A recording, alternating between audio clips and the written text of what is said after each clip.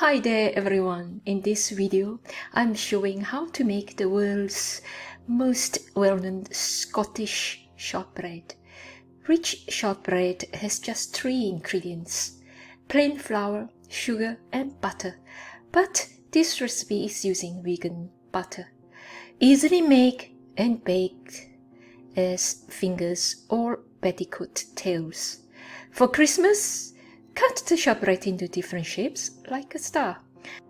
Shortbread keeps well and has a super tasty flavor.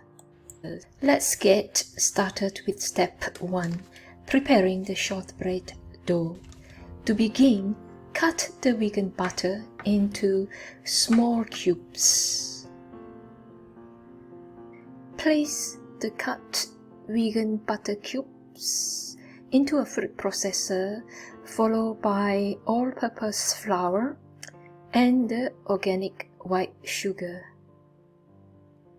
Initially pause a few times, then with slow speed and pause a few times more to blend the ingredients until well mixed and become a big lump or can be shaped into a dough.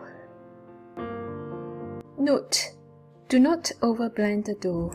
Next, in step 2, making the shortbread. Once the dough is formed, remove it from the food processor and place it on a non-stick silicone baking mat or lightly floured board. Roll the dough out into at least 1 centimeter thick flat dough. Trim the edges with a bench scraper to turn it into a rectangular shape dough.